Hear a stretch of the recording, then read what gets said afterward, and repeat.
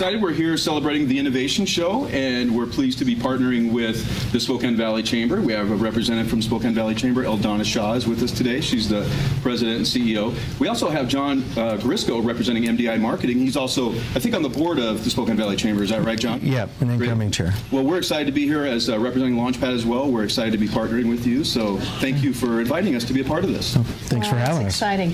And welcome to both of you. Tell us about your roles within the Chamber and your role within the event, the Innovation Show. The Innovation Show started as the Spokane Valley Business Fair, and about 11 years ago.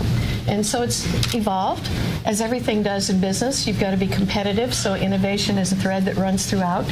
And so we bring ourselves now today to the Innovation Show. And John, can you tell us a bit about your role? Joining up with the Valley Chamber was one of our first strategic networking initiatives. We tell a lot of people how to market their company, but we need to also market our company. And not only network online, but network offline. And such as Launchpad and the Valley Chamber doing a really good mix of both has helped our company immensely. It is probably 50% of our business comes directly through networking, either online or offline. Well, and when I think of Valley Chamber, I think of good old-fashioned face-to-face networking and communication, but it's also coupling innovation, technology. It's the best of both worlds. Well, I think people need that FaceTime. We need to do things faster and better through technology, but we need the FaceTime, and people like to do business with people they know. Absolutely. Yeah, and we're excited because we obviously love partnering, and you've been a wonderful partner. Can you talk a little bit about what folks can expect from the event today? Well, we have over 70 exhibitors, and we have a grand door prize, really exciting one, from the Coeur d'Alene Casino and Resort and Circling Raven Golf Course. It's a luxury weekend and golf. We love what you're doing. We're excited to be partnering with you. This is going to be a great event. The Spokane Valley Chamber has always represented small business and really working with entrepreneurs through your mentoring program that you have for entrepreneurs. We have a small business development program that's really exciting. We do the next level entrepreneur training, and we also do small business incubation. Well, let's give a round of applause to John and Eldana and the Spokane Valley Chamber. And thank you so much for being with us today.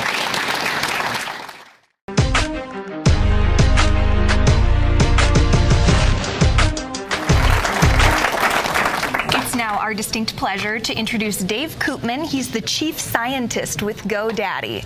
Welcome to you, and thank you for being here. Welcome to Spokane. Thank you. Tell us about your role with GoDaddy. All right. Well, as chief scientist, I work in the office of the CTO. So the CTO is responsible for all of the infrastructure, all the high-level architectural decisions, and my role is to work closely with the enterprise architecture group, as well as the performance engineering and our service delivery groups that build and maintain our products and services, running experiments, and the results of which help GoDaddy make good business decisions. So Dave, can you tell us a little bit about your background, maybe where you're from originally and how you ended up at GoDaddy? Sure. I moved around a lot as a child, spent most of my childhood in Southern California, Orange County, graduated high school in St. Louis, attended college in Springfield, Missouri at Southwest Missouri State, studying computer science, moved to Arizona in '97, started a firm with my father called the Webmark, and it was a small startup, very simple concept. He would sell the websites, I would build them. Did a lot of programming, learned a lot about business, did everything from invoices and accounting to making the websites, meeting with clients, and really set me up well for going to work at GoDaddy. 2002, joined forces with GoDaddy. At the time, it was much smaller than it is now. There was about 100 employees when I started. We now have over 15 million email accounts and thousands of servers spread out across multiple data centers. Wow. Is really grown up. That's about the size of my inbox most days. Yeah, about 15 million. Yeah, gotta do something about that. Yeah. When I think of GoDaddy, I think of Danica Patrick, fast cars, and domain name registration. So what are some of the other services that GoDaddy provides for its customers? Sure. Well, we have a whole range of services that we provide, and all of which are angled at providing real value to the customer. Everything has to be valuable, and so the story goes, you probably know about the domain names. We didn't originally want to do domain names. We wanted to partner to sell domain names and be a hosting company. But when we got turned down, we decided to get into that and became a domain name registrar, and came in and said we're going to sell them for a third of the price of everybody else. And the accountant said, "You can't make money. You're going to go broke." But no, we need to provide a real good value to the customer, and we'll make up for it in volume. And we did, and we repeated that story with SSL and hosting. We're number one in those areas, across the board. But we try to be a one-stop shop for everything that a business needs to establish and evolve their online presence. So web hosting, we have productivity suite like email and calendar and fax through email. We have website design services where you can call and just explain what you want, and we call it the Dream Design Team, and they will make websites for you. We also have in our hosting line, the traditional shared hosting, as well as we have cloud servers now. We called it Virtual Data Center. We're renaming it this week to Cloud Servers because we discovered people don't know what a data center means necessarily, so we're going to change the name. And we also have domain aftermarket. So not only do we sell domain names, but there's also the aftermarket, which is auctions for domains. So you can buy a domain name that you think might be valuable later, and you can put it up for sale. And then we have marketing applications like email marketing, and Great. I could go on, but yeah, it's okay. No, it's interesting. So many different services. There's a lot of services. Yeah, and I'm kind of interested in maybe any specific case studies that you might have where some of your other online tools were helpful for businesses that are looking to accelerate growth. Yeah, I mean, my favorite story is the Taryn Hensley and her mom Jody in St. Louis, Missouri. Oh yeah, Taryn. No, yeah. Oh, you know her, right? Sure. Okay. Well, they decided to get together and they put a combination of technical skill with the ability to make baked goods. Her mom makes these amazing pretzels with chocolate combined sweet with the sweet and the salty together, and makes these amazing pretzels that nobody else makes. She's got a wonderful recipe. Well, her daughter had the ability to get online, get a domain name, get a website, get the shopping cart. Also had the savvy to be involved with social media, and so she uses Twitter and Facebook a lot to connect with her customers. And they have a real thriving business now. It's called Mom's Originals. MomsOriginals.com is a GoDaddy customer, a great success story, and a whole lot of fun to hear. Maybe another example is the San Francisco Whale Company. Are you familiar with them too, Bill? No, I can't say. His name's Joe Nazar is the name of the individual. In 2007, he started a whale boating. It's kind of like an exploration. You can come and go on a boating trip with him. And started with one boat in 2007. 2008, he saw a GoDaddy Super Bowl commercial and decided to call and see if he could get online. He made use of a really unique or a really good thing where he registered a lot of domain names. He built up a domain name portfolio, spinning all around San Francisco and boating and whaling, and used a lot of different combinations. Bought .com, .net, .org, Mobi, and he ended up buying about 200 domain names and pointing them all into his website. And his philosophy on that was, well, for the $11 a year that I pay for each one of those domains, every time somebody makes a typo on it and then lands on my site, he said each one is worth thousands a year to me, and I'm only paying $11 each. We have to ask, what's the scoop?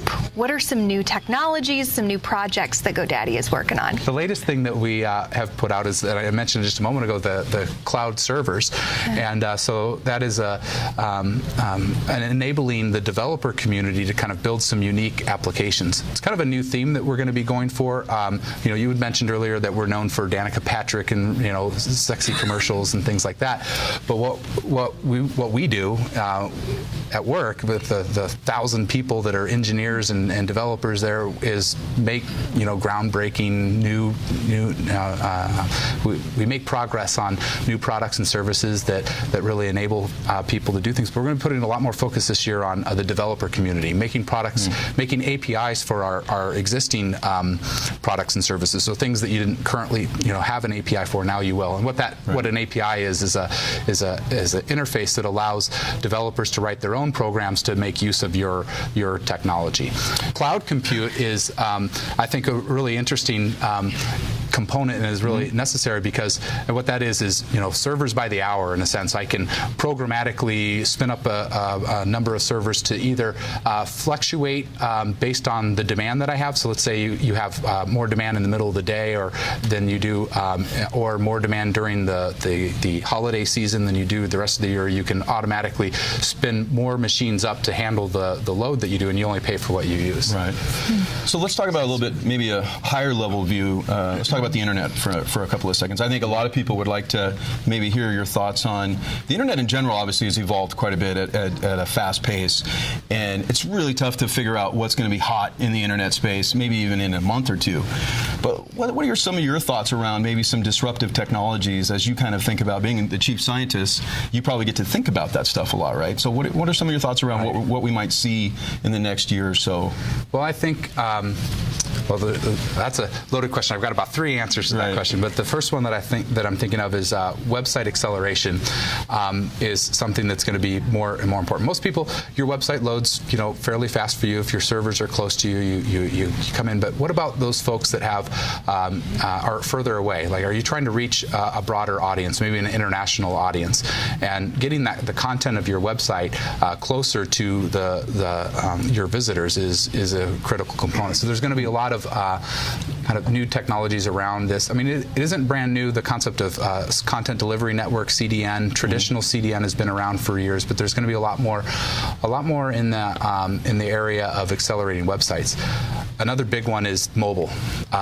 Mobile is booming. I haven't looked at it closely in about a year, but a year ago when I was watching the reports of the mobile team, every week they said record-breaking sales, record-breaking sales. Every week they celebrated record-breaking sales, and because it was on a very solid upward trend. But it was approaching only 1% of our total sales, a year ago. Now it's surpassed that.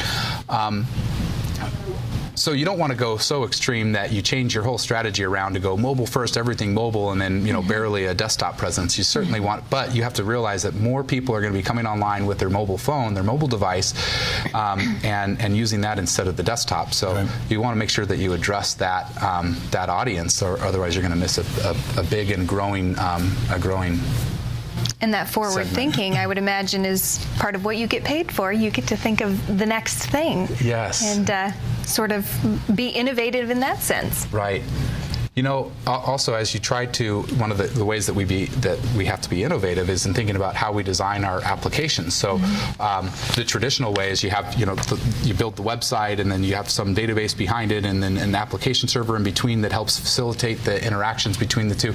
And then you go, oh wait, we need to build a new interface for mobile. Oh, what about that tablet and the iPad and the all these other devices? I need to have interfaces for those as well. Right. Then open up, ecosystem. If I instead of having all of that control initially built into my website, instead, if you build the API first, now not only can you build multiple interfaces to your application, like on iPad, iPhone, website, you can also open that API up to the ecosystem and allow, create a whole ecosystem out of it where you allow other people to write code into and other people are creating apps that run on top of your app, and we become, kind of a platform enabling that. So I think that's setting the foundation, really, right? In layman's terms? Yes. All right.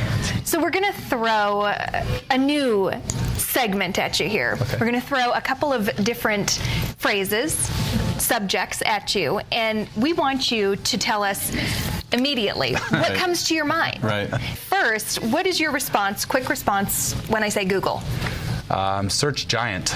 Ooh, that's good. I like that. 80%. Yeah. They pay him to be a thinker, Bill. And what I mean by 80% is that 80% of your search traffic is coming from Google, and about 8% from Bing, and then everything else is the remainder. So pay attention to Google first. That's right. For your search traffic. Especially with Google Plus, right? Some of the stuff they're doing around Google Plus. Yeah, I think Google Plus is really neat too, because you put those +1 things on your website, and when somebody +1s you, Google remembers that. Now, if somebody else that is friends or associated with that person is logged into Google and they search for something, maybe your page was going to show up on like page 5 or 6 of the results. Now it's going to be on page 1. Yep. Why? Because your friend liked it, so they think it's more relevant to you. Yeah. So I think that's a fairly powerful thing that will be emerging. And Google Plus is very new, in term relatively. So it's going to be. How about big, I think. this little startup called Facebook? Facebook, I think, well, walled garden, I think, but at the same time, very open source, friendly, and really like role models in the open source community. So I have to ask you, I'm going to go off script. Timeline, Facebook timeline. What's your thought on that?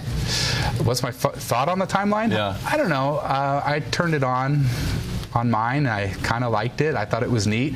I like it for businesses, more than I do for my own personal. But I mean, to be honest with you, I don't use Facebook that much. I'm more of a Twitter guy than a Facebook person. But I think it's okay. What do you think of timeline? Well, sure. I'm not a chief scientist, so I'm not sure my opinion matters. But it's interesting. I've heard a lot of different perspectives. So, what I've learned along the way, though, is that even so, my opinion really, although interesting, doesn't actually matter. What really matters is what the customers want. Right?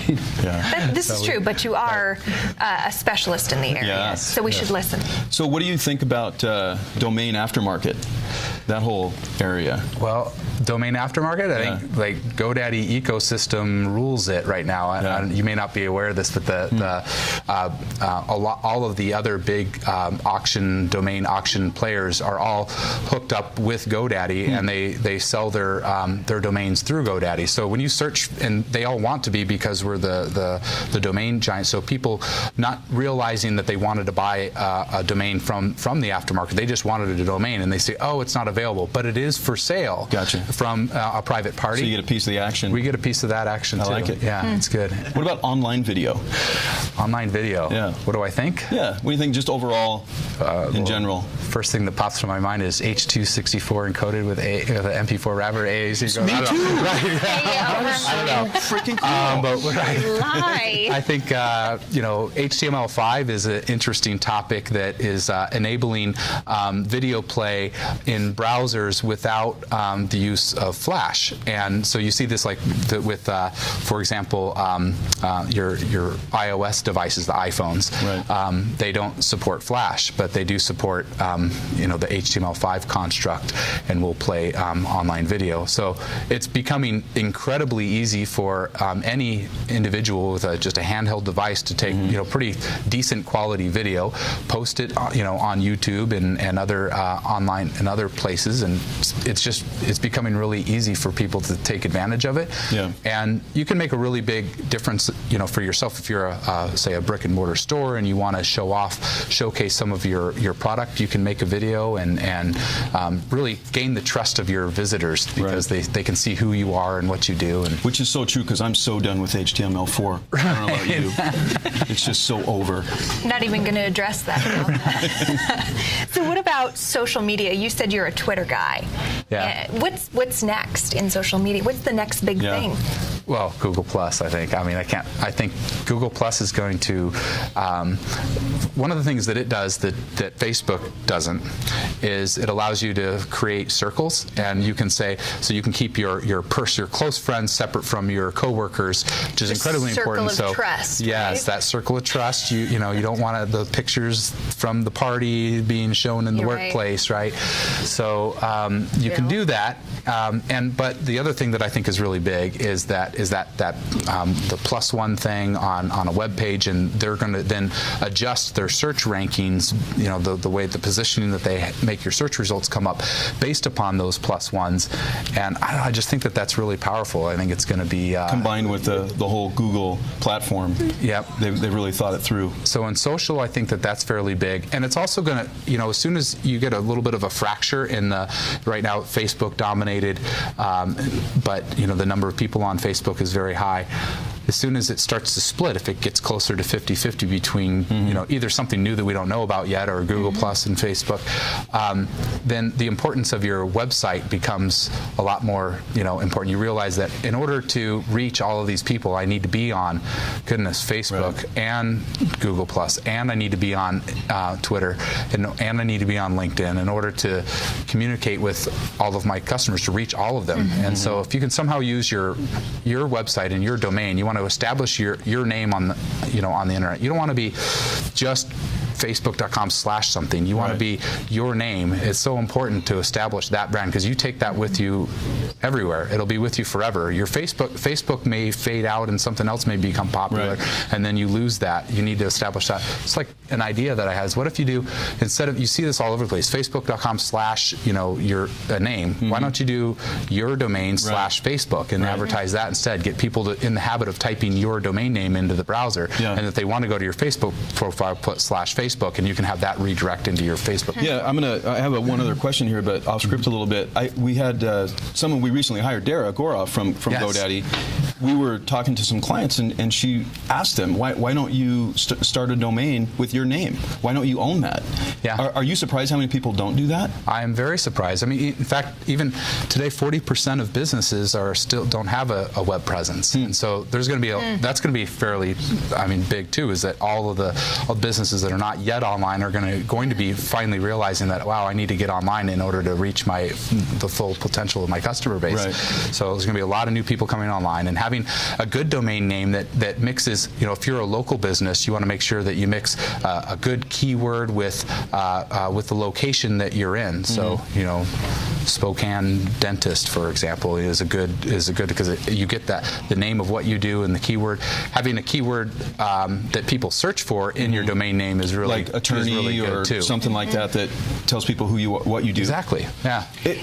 One more follow-up on that, because this is really fascinating to me, because I'm interested in going out and buying domain names of famous people right before they really take off and see if I can parlay that into a little side business. Is that frowned upon?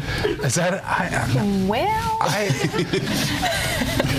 Do you own your own domain name? I think I own my own domain. I also own my children's names. I registered. That's actually really popular. They call it baby names now. You can. Tell you what, I'm going to go buy BillKalivas.com. See if I can get all the money out of that one. It'll be worth nothing. Trust me. You could try that. But baby names are really popular though too. Really? Like I bought one for my kids. Rather than buying a baby a little onesie or something that they'll wear for a month, you buy them a domain name and they'll have it forever. Right? Trend. When they grow up. I hadn't thought about that. So one quick question as a follow-up on that. When people are buying domain names, a lot of the .com names are taken. I think if you do a search, a lot of .coms are taken. Should people buy a .net, a .co? What is really kind of the next popular thing? Well, there's a lot of ways. If you search for a name, a lot of times it'll give you spins. It'll say this name isn't available, but here are some alternatives, and then that'll sometimes, maybe none of them are exactly, you don't think, no, those aren't right, but maybe it gives you an idea. Another word pops in. You got to think of synonyms for the word that you're looking for. I wouldn't really recommend taking a .net, like, com's taken but net's available, because what's going to happen is people are going to land on the .com by accident. They're going to, so I would recommend trying to just find some way. You want to make sure that it's easy to spell. Ambiguous spellings are the worst, because you have to be able to say what your domain is and not have people not understand. Can you spell that? Because I didn't quite catch that. So easy to spell.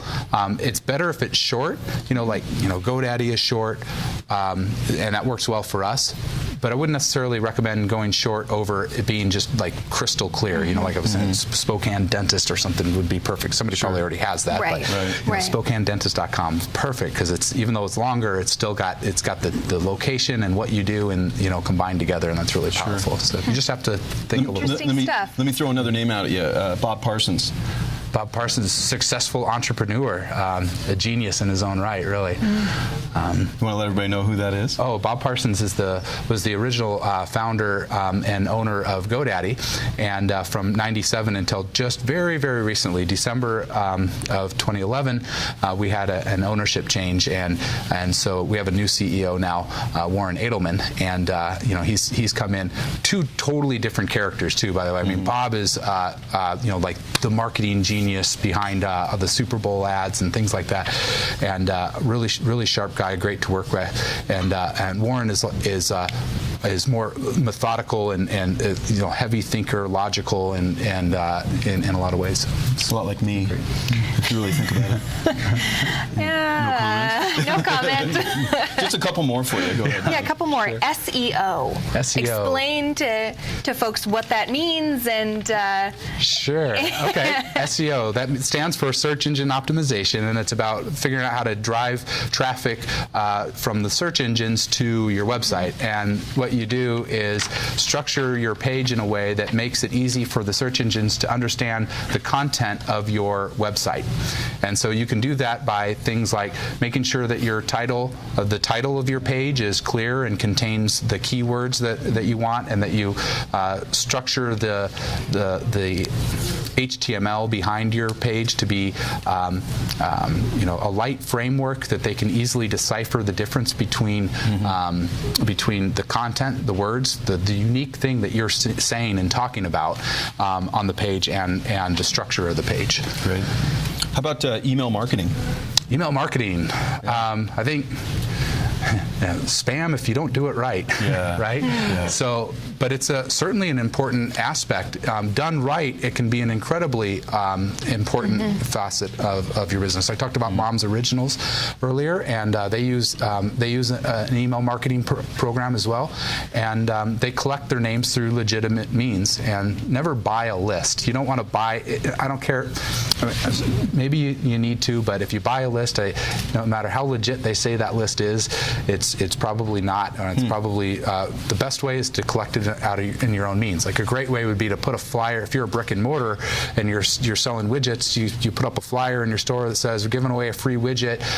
Register online. Have your domain name with a /giveaway, or you could use a short code to make it easier. You could put a QR code, which is like a little barcode thing that people can scan with their phones. You can put that on there to make it real easy for somebody to walk by, hit the button, and then type in their email address, and they just gave you their email address, and with that, the little checkbox, it's okay to promote to me, and then you've now established a potential new customer that you can send email marketing to. Great. Really interesting stuff. One more to throw at you. How about cloud computing?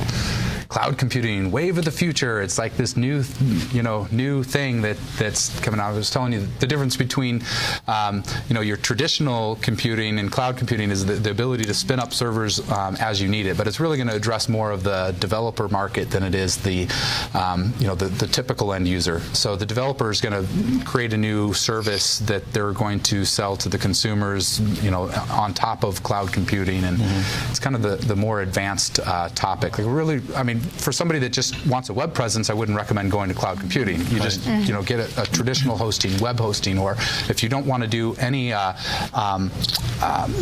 any of that, you don't understand any of that, but you need a web presence, you can call GoDaddy and ask for the Dream Design team, and the Dream Design team can make your website for you, and it's very affordable. And will Danica answer the phone? No, I'm sorry. Yeah, I had to go there. She won't. Yeah. Of course you did. I'm not surprised. On her cell while she's driving. Yeah. Right. No. Or wrecking, whatever it is. I did want to mention though that before I forget, because folks back at GoDaddy will kill me if I don't say this, but there's along the lines of the Dream Design team, as well as all of our products and services, we do have a promo code that we wanted to share with you. It's the word innovation. So the word innovation is a promo code worth 25% off an order at GoDaddy, including the Dream Design team. Wow. Excellent. Yeah, interesting stuff. Thank you. Not every day you get to talk to a chief scientist. Yeah, so. Absolutely.